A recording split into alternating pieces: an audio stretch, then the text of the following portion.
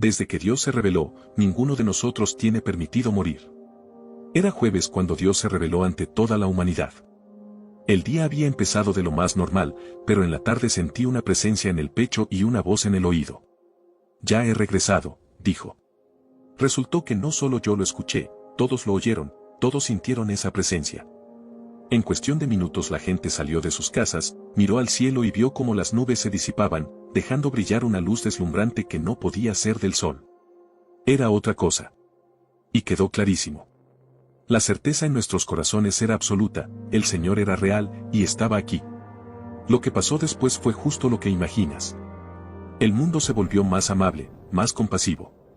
Pero no porque de pronto nos invadiera la bondad, sino por miedo a las consecuencias. Nadie quería pelear, insultar o juzgar, porque no sabías qué podía pasar si lo hacías. Una vida segura, con lo sobrenatural de pronto encima, era aquella en la que dabas un poco más de caridad, ponías la otra mejilla y fingías ser mejor persona. Fake it till you make it, como dicen. Yo estaba atento a las señales de que cambiaría después. Todos sabíamos que estábamos bajo la mirada de algo inmenso, pero daba la impresión, equivocada, como luego entenderíamos, de que las intervenciones del Todopoderoso eran mínimas. Cada quien lo descubrió a su ritmo, la muerte se había convertido en cosa del pasado. Algunos lo supieron de inmediato, cuando familiares en cuidados paliativos de repente mostraron mejoría. Otros no se dieron cuenta hasta que la evidencia fue imposible de ignorar. Científicos y estadísticos anunciaron que, en todos los registros, desastres naturales, accidentes de auto, infartos. Las muertes diarias habían caído de un promedio de 160.000 a 0. La vida siguió, y con ella empezaron los rumores sobre lo que significaba adorar. Según con quien hablaras, en internet o en la oficina, escuchabas una teoría diferente. No fue hasta que mi mamá fue llamada que entendí de qué se trataba. Todavía lo recuerdo como si hubiera pasado ayer. A las 7 de la noche, después de cenar, se levantó del sillón, se puso el abrigo y caminó hacia la puerta. ¿A dónde vas, cariño?, le preguntó mi papá. He sido convocada. ¿Cómo dices? El Señor me ha llamado a la adoración.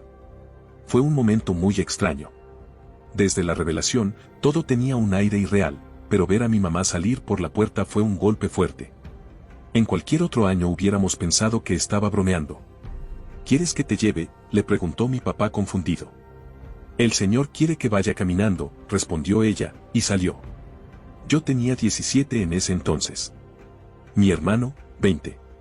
Ambos le preguntamos a papá si debíamos seguirla, pero él nos dijo que nos quedáramos, que él iría con ella y averiguaría qué pasaba. No volvió hasta la noche siguiente. Apenas escuchamos la puerta, corrimos a recibirlos a los dos, pero entró solo él, desaliñado, cansado, con la mirada apagada. Nunca olvidaré la forma en que nos miró. Está parada en un campo, dijo. Y luego añadió, no está sola, hay más gente allí. Pasaron 4 meses desde que mamá fue llamada por primera vez a adorar. En ese tiempo, aprendimos algo más sobre las intervenciones de Dios. Los nuevos mandamientos, como los llamaba en mi cabeza, iban así. No morirás, por enfermedad, desastre natural, etc. Serás llamado a adorar en un momento aleatorio. Lo admito, no eran tan elegantes como los originales. Y tampoco era la palabra oficial del Señor, solo mis conclusiones personales. El mandamiento 3 lo descubrí en un video de YouTube, no en un sueño. Era una típica pelea callejera grabada, 2 tipos dándose golpes, hasta que uno sacó ventaja, empezó a reventar al otro, sacó un cuchillo y, como si se encendiera un foco en su cabeza, se detuvo. Se levantó, dejó a su rival, y el otro también se levantó. Ambos se fueron caminando en fila india, con expresiones vacías. Como robots. Así que el tercer mandamiento era claro. Si intentas matar a otro, serás convocado inmediatamente a adorar. Pero entonces, ¿qué demonios era realmente adorar? Fui a ver a mamá una tarde para entenderlo. El lugar quedaba a 1 hora en coche, así que la primera noche ella debió caminar durante horas. Llegué al campo y vi a miles de personas paradas, separadas exactamente por 1 metro en todas direcciones. Todas mirando hacia arriba, inmóviles. Me abrí paso entre las filas, que parecían interminables. Cuando al fin la encontré, sentí que había tenido suerte. Era la primera vez que la veía desde que se había ido. Me había convencido de que no tenía que venir, que en cualquier momento ella regresaría a casa. Mamá. Admito que estaba emocionado. Para mi sorpresa, aunque tenía la mirada fija hacia arriba, su boca se movió. Hola, cariño. ¿Cómo estás? Estoy bien. Estoy en adoración. No era del todo ella.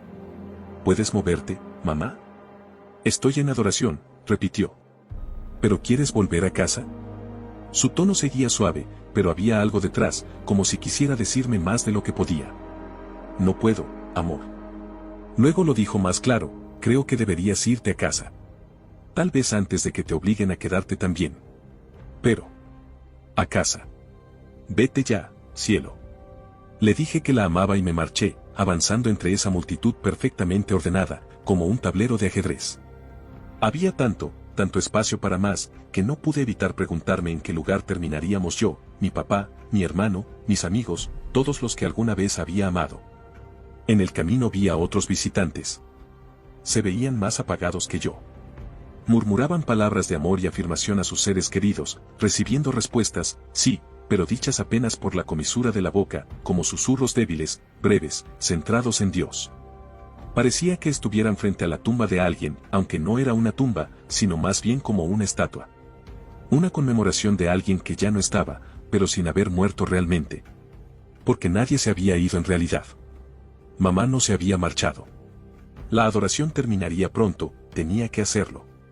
Tal vez un par de semanas más, un par de meses como máximo, y luego ella volvería a casa, y el Señor llamaría a alguien más para ocupar su lugar. 4. Cuando estás en adoración, no envejecerás. El mandamiento 4 se hizo de conocimiento común un año después. La cantidad de personas llamadas a adorar había ido aumentando de manera constante en ese tiempo. Y esto era global, claro, así que cualquiera podía entrar a internet y ver transmisiones en vivo de las zonas de adoración alrededor del mundo, miles de personas de pie, perfectamente alineadas, congeladas en su sitio. En parques, playas, plazas, lo que fuera. Cada pueblo, cada ciudad, tenía su lugar. Supongo que el mío sería el mismo campo donde estaba mamá, a menos que se llenara para cuando me tocara, en cuyo caso podría ser en cualquier otro sitio completamente desconocido. La revelación de que no envejecía se descubrió gracias a la cada vez menor cantidad de científicos que seguían trabajando en el planeta. Fuera de la adoración, la vida continuaba más o menos normal, salvo por ese último y complicado paso final, la muerte. El duelo por adoración era ya un término real, la experiencia de perder a alguien a Dios, básicamente. Aunque lo que todavía no tenía nombre era el otro sentimiento escondido en todos nosotros, ese que Dios, literalmente, sabía que no teníamos el valor de decir en voz alta, el miedo a la adoración. Yo trataba de mantener mis pensamientos puros. No podía evitar pensar que cualquier blasfemia que pasara por mis 17 centímetros de cerebro estaba disponible para que nuestro gobernante omnipotente la revisara. Era bonito imaginar, aunque fuera una fantasía, que existía un rincón, una esquina sin las cámaras de vigilancia de Dios. Un lugar donde uno pudiera ser uno mismo, sin temor a que la desobediencia acelerara el boleto a tu lugar asignado en el tablero del Señor. Había grupos de apoyo, y me uní a uno. Fue ahí donde escuché por primera vez lo del no envejecer como uno de los supuestos beneficios de la adoración. No me tranquilizó nada, pero sonreí y asentí igual. El mundo seguía siendo el mundo, pero menos. Tomaba el tren para ir al trabajo y notaba que la expresión promedio de la gente había pasado de estar cansada y malhumorada a una sutilmente aterrada. Una vez vi a una mujer quebrarse y ponerse a llorar, y casi podría jurar que murmuró entre dientes, no quiero ir. O tal vez lo estaba proyectando yo mismo. Las pesadillas ya no eran iguales. El peor sueño que podía tener ahora no era uno donde me perseguía un asesino o estaba atrapado en una tormenta, sino aquel en el que me detenía en seco mientras hacía algo cotidiano. Entonces escuchaba una voz en mi cabeza, has sido convocado. Mis pies empezaban a caminar solos, y yo sabía exactamente a dónde iba, aunque en realidad no supiera dónde era. Me despertaba de golpe en mi cama, sudando. Rezando, curioso, no, que todavía tuviera control de mis actos. Y esos pequeños momentos en los que sentía un espasmo o un tirón aleatorio en la pierna, esos eran los que me mataban de miedo. Pasaron 4 años, y para entonces debía de haber cerca de un 30% de la población mundial en adoración. Mi papá fue una desafortunada adición a esa comunión. Mi hermano y yo nunca tuvimos la oportunidad de verlo marcharse hacia la multitud. El día que lo llamaron estaba en la calle. Creo que había ido al mecánico, y tal vez tenía una cita con el fisioterapeuta después. Eso ya no importaba. Tuvimos esperanzas hasta el tercer día de su ausencia. El campo donde estaba mamá ya estaba lleno, y para ese punto nuestra ciudad tenía varios lugares de congregación. Mi hermano y yo nos turnábamos para visitar esas zonas, a ver si lográbamos encontrar a papá entre la multitud. Nunca tuvimos suerte. Fue por esos días cuando empecé a darle forma a lo que podría ser el quinto mandamiento. De nuevo, era solo una suposición mía, pero darle sentido a todo esto era, de alguna forma extraña, un consuelo. Reconfortaba pensar que había reglas, parámetros, algo. Era una regla redundante, ya lo entenderás cuando la explique.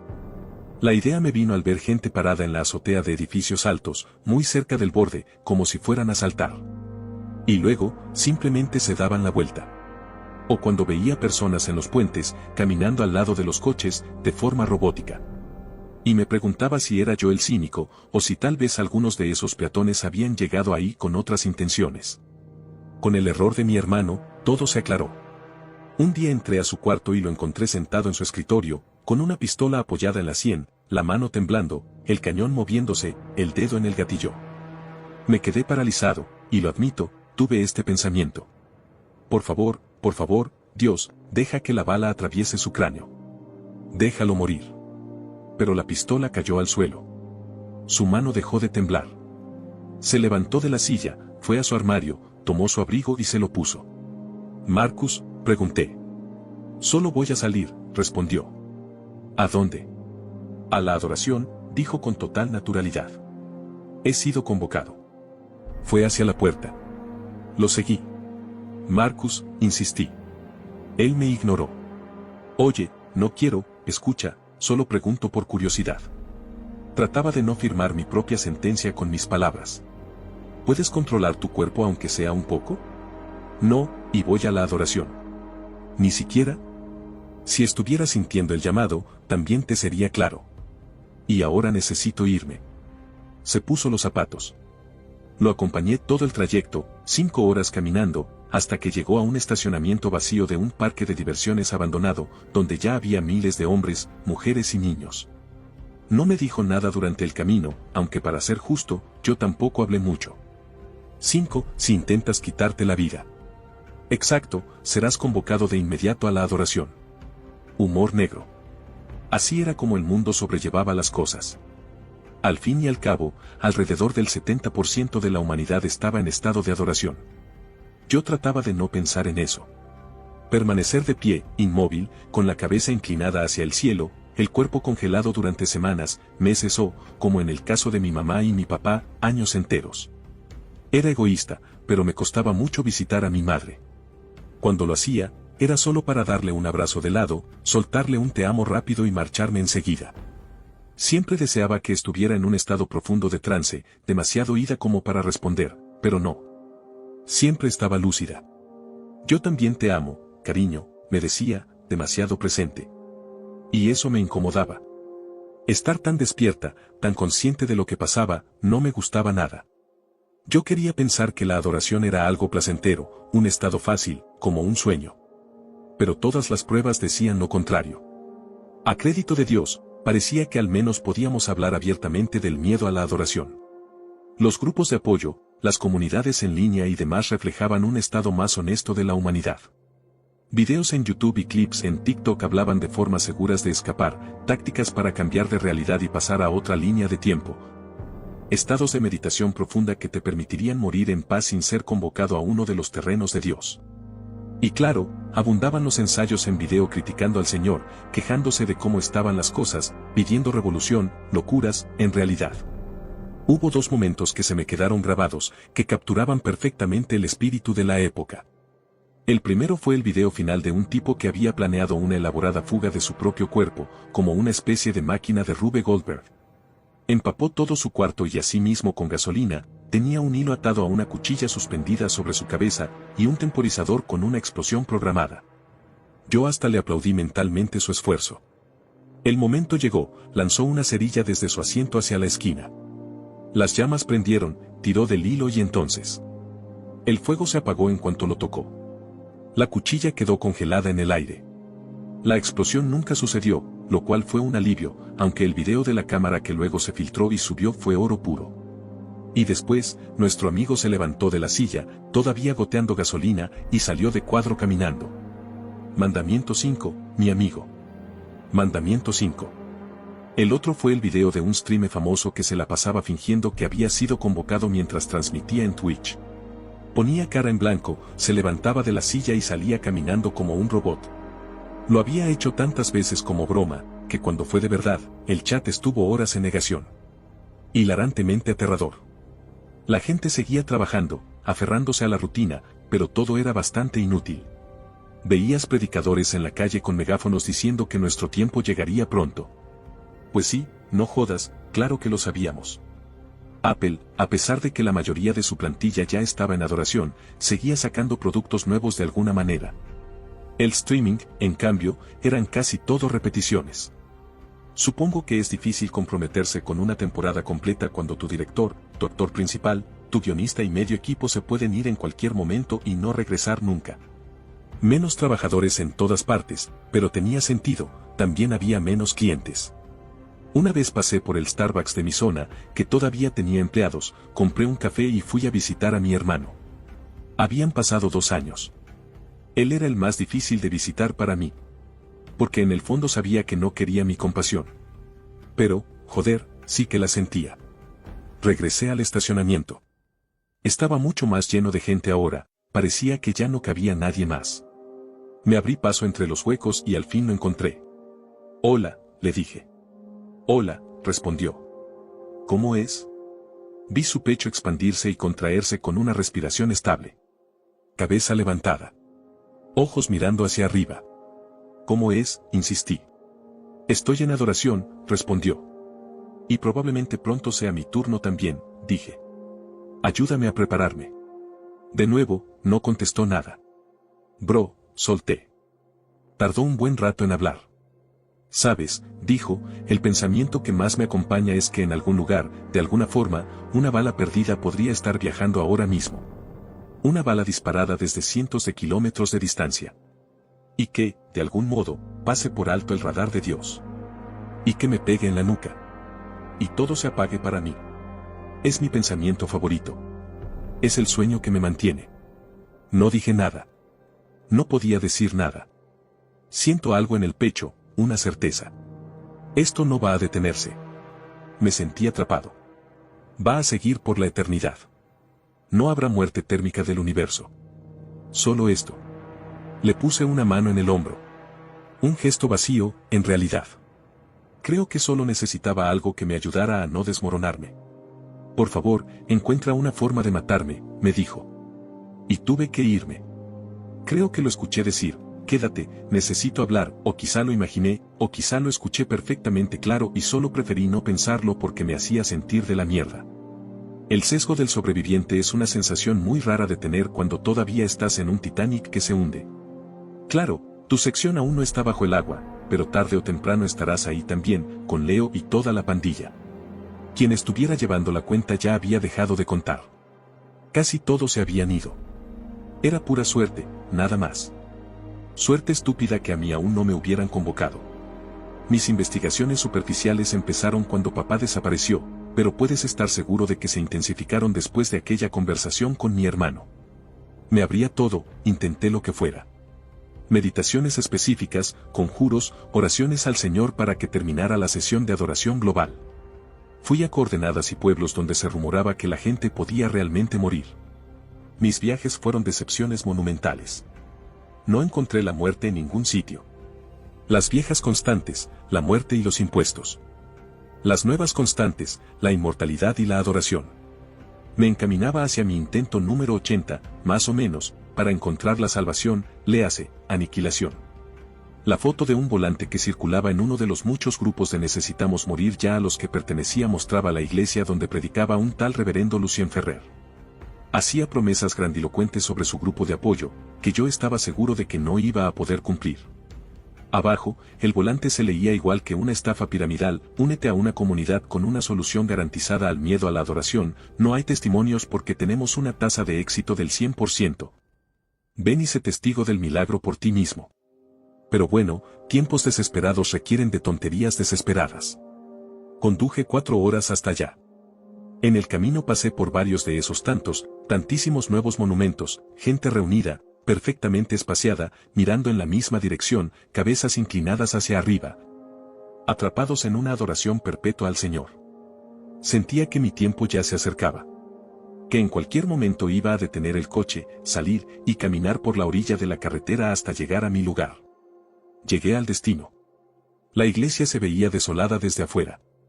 Abandonada desde hacía mucho tiempo. Ni idea de que estaba dirigiendo ahí el tal reverendo Lucien, pero bueno, si era una broma, me la había creído. Entré, y entonces lo sentí. La ausencia. La ausencia de la presencia del Señor en mi pecho. Como si mi vínculo con el Creador se hubiera cortado. Junto a la entrada había una mesa con una hoja de registro y un bolígrafo. Escribí mi nombre y la hora. El interior era largo. Me senté en las bancas. Había algunas personas más distribuidas entre las filas. Parecía que llevaban ahí un buen rato esperando. Después de un tiempo, un hombre salió al escenario. Un par de horas más y los recibirá a todos, dijo. Me sentí como en la sala de espera del médico. Pasó bastante antes de que regresara. El tiempo se volvió espeso, eterno. Escuchaba el tic-tac del reloj. Tenía las manos apoyadas en las piernas. No te muevas sin querer, no te muevas sin querer. El hombre salió de nuevo, miró la lista y llamó, Thomas Gilmore, ¿está Thomas Gilmore aquí? Y efectivamente, Thomas se levantó de su asiento y siguió al hombre hacia la parte trasera. Tic, tic, tic. Eve Meret, Eve. Soy yo, levantó la mano una mujer. Soy yo, repitió, y se marchó con él. Tic, tic, tic. Ya no tenía idea de cuánto tiempo me quedaba. Aquí solo dice Lily, dijo, mirando la hoja. Lily. Está en el baño, respondió un desconocido. Está bien. La recibiremos cuando regrese. Y el sol empezó a ponerse. ¿Cuánto tiempo más iba a durar esta sesión de apoyo? No podía esperar a que cerraran. No podía regresar mañana. No podía esperar. No podía, maldita sea. Jaque Miller, tenemos un Jaque Miller. Yo, grité. Me levanté de inmediato. Me cruzó un pensamiento horrible, que mi cuerpo diera media vuelta, saliera de la iglesia y caminara hacia el atardecer. Pero no, mis pasos me llevaron por el pasillo hasta quedar frente a él. Al fondo, dijo. Y lo seguí.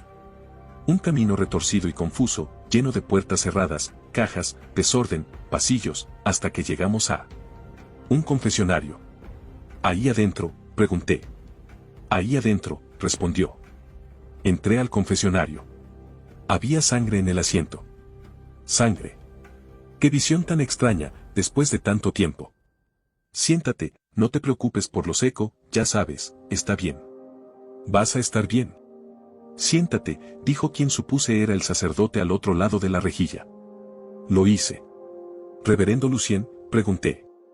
Tardó un segundo en responder, como si lo registrara. Ah, sí, sí. Rev Lucien. Claro. Nunca he hecho esto de la confesión, pero supongo que, ¿usted me pide que confiese algo? Sí. Confiesa lo que tengas en la mente. Me tomé un momento. Bien, entonces. Escuché el sonido de algo limpiado con un trapo, seguido de un chasquido fuerte y eco. ¿Estaba comiendo? Sí, bueno, vi su anuncio, lo encontré más bien, y, sí, sufro de miedo a la adoración, creo. No quiero blasfemar contra el Señor ni nada, pero... Sonó otro mordisco. Jesús, qué grosero. Pero, sí, no estoy seguro de querer quedarme de pie en un campo durante 100 años, en adoración, supongo. No son 100 años, interrumpió, masticando con la boca abierta. Es para siempre. Eternidad. Ese era su pequeño proyecto. ¿Su pequeño qué? El cielo en la tierra. Eternidad. Siempre fue el plan. Que todos ustedes se volvieran uno con el Señor por el resto de los tiempos.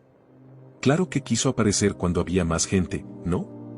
O sea, soltó una risita sofocada, es menos emocionante si son solo cavernícolas, no, miles de millones de personas, o 10.000 cavernícolas, ¿cuál elegirías tú? Perdón, ¿y eso qué tiene que ver con todo esto? Nada, nada, sigue, por favor. Bueno, continué, creo que eso era todo.